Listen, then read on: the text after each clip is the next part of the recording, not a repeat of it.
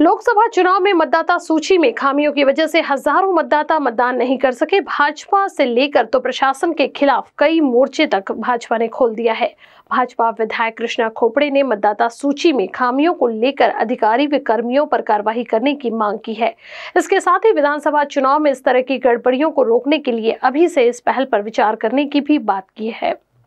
2024ची जी लोकसभाची निवडणूक नागपूरमध्ये 19 तारखेला ज्याचं मतदान झालं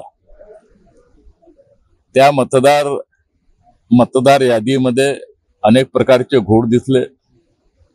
जे मृत्यू झाले होते त्यांच्या बी नावाचा समावेश होता। जे लोक घर सोडून गेले होते त्यांच्या बी नावाचा समावेश होता। स्वतः प्रशासनाने जे मृत्यू झालेले डिलीट जे नाव केले होते त्यांच्या बी याच्यामध्ये समावेश होता। अनेक परिवाराचे नाव डबल टिबल आले ते त्यांच्यामध्ये समावेश होता। आणि म्हणून अशा प्रकारचा घोड या नागपूर शहरामध्ये झाला। आणि जिल्हा अधिकारी यांनी जे 22 लाखाची जी मतदार यादी घोषित केली होती ती खऱ्या अर्थाने ती मतदार यादी 17 ते 17.5 लाखच राहायला पाहिजे होती। कारण आम्ही एका बूथाचा जेव्हा आज सर्वे या ठिकाणी केला या बूथामध्ये कम से कम 450 मतदान हे असे निघाले का ते मृत्यू झाले असेल, डिलीट झाले असतील किंवा इकडचे तिकडे गेले असतील। एकूण एक नावाची यादी 239 नंबरच्या बूथाची यादीचा आम्ही टोटल सर्वे केला आणि त्यामुळे याच्यामध्ये अशा प्रकारचा घोड दिसला।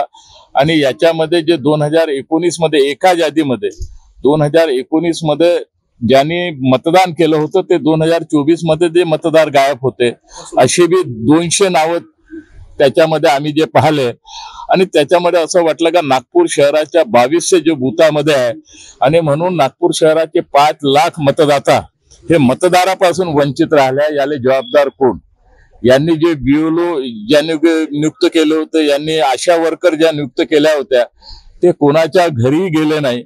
त्यांच्यावर कलेक्टरने जबाबदारी दिली होती, त्यांच्यावर प्रशासनाने जबाबदारी दिली होती का आपण घरोघरी जाऊन या मतदार यादीचा सर्वे करा, जे नाव चुकीचे आहे ते डिलीट करा, जे मृत्यू झाले ते नाव त्याच्यातून गहार करा। परंतु एकही बिलोने याच्यामध्ये काम केलं नाही आणि त्यामुळे अशा प्रकारच्या या मतदार यादीमध्ये घोड मोठ्या प्रमाणात झाला। या संपूर्ण चौकशी एका बूथाची जेव्हा आम्ही केली तर त्याची संपूर्ण यादी आम्ही जिल्हाधिकाऱ्यांना दिली आहे। परंतु जे लोक मतदानापासून वंचित राहिले याले जबाबदार कोण? ज्या बिलोवर जबाबदारी दिली होती त्याच्यावर तुम्ही काय कारवाई करणार? जे आशा वर्कर होते त्यांच्यावर तुम्ही काय कारवाई करणार? कारण ज्यांच्यावर तुम्ही यांच्यावर तो कोणीतरी एखादा आढावा घेणारा अधिकारी असेल, त्यांनी आढावा का घेतला नाही? आणि म्हणून हा घोड इतका मोठ्या प्रमाणात झाला आहे। आणि त्यामुळे शहराचे 2200 बूथाच्या वर जे नागपूर शहरामध्ये बूथ होते आणि त्याच्यामुळे अनेक मतदानापासून वंचित राहिले। आपल्याला संविधानाने मतदान करण्याचा अधिकार मिळाला आहे, परंतु प्रशासनाच्या लापरवाहीमुळे हा प्रकार या ठिकाणी घडला आहे। दुसरं, ज्या ठिकाणी बूथ होते त्या ठिकाणी ना पेंडालची व्यवस्था होती ना पाण्याची व्यवस्था होती। ऊन फार मोठ्या प्रमाणात असल्यामुळे लोक एक वेळा ऊन येत आहे म्हणून घरी एक वेळा निघून गेले तर दुसऱ्यांदा कोणी येत नाही आणि त्याच्यामुळे फटका बी फार मोठ्या प्रमाणात या मतदाराला बसलेला आहे। आणि मतदानाचे जे पर्सेंटेज वाढावं, मतदान हे 100% व्हावं, निवडणूक आयोग करोडो रुपये याच्यावर खर्च करतात। कलेक्टर साहेबांनी स्वतः अनेक प्रकारच्या योजनेच्या माध्यमातून मतदान केंद्रापर्यंत पोहोचावं अशा प्रकारची योजना केली होती, परंतु त्या ठिकाणी व्यवस्था बी नव्हती। तो एक भाग त्याच्यामुळे फार मोठ्या प्रमाणात झालेला आहे। आणि म्हणून अनेक मतदारासमोर हा अडचणीचा निर्माण झाला आहे।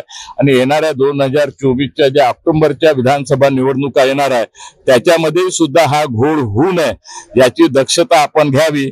आणि याच्यामध्ये जो कोणी जबाबदार असेल, जो कोणी अधिकारी असेल, जो कोणी कर्मचारी याच्यामध्ये असेल, ज्यांनी लोकांना मतदानापासून वंचित ठेवले त्याला निश्चित स्वरूपात त्याच्यावर कारवाई व्हावी। कलेक्टर साहेबांनी सांगितलं का हे जे आम्ही पूर्ण रेकॉर्ड सहित त्यांना या यादीचा घोड दिला आहे। आणि म्हणून अशा प्रकारचे 2200च्या वर्त जे मतदार यादी आहे त्याच्यामध्ये किती घोड असेल हे यावरून दिसून येते। वैतागे म्हणून तुमचे दैनिक भास्करचे जे फोटोग्राफर आहे त्यांच्यात असं झालं का तो जिवंत आहे आणि त्याला त्याच्यामध्ये मृत्यू दाखवलं. अशा प्रकारच्या अनेक घटना या प्रशासकीयाच्या लापरवाहीमुळे घडलेल्या आहे आणि म्हणून याची आपण काळजी घ्यावी आणि हे मतदानापासून वंचित राहू नये आणि 100% लोकांचं मतदान कसं होईल.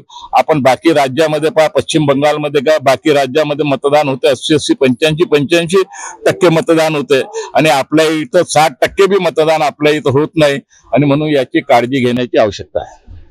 ट्विंकल महिला urban credit cooperative society limited Nagpur लेकर आए हैं केवल महिलाओं के लिए 20,000 से 3 लाख तक पर्सनल लोन, वो भी 12% की ब्याज दर पर। साथ ही पाए फिक्स डिपॉजिट पर सर्वाधिक इंटरेस्ट रेट, एफडी पर 10%, आरडी पर 11% और भी बहुत से सुनहरे ऑफर। आज ही पहुंची ट्विंकल महिला urban credit cooperative society limited, Ganesh Nagar, Sakkardara, Nagpur, या फिर संपर्क करें 9370601342 पर और 8275617469।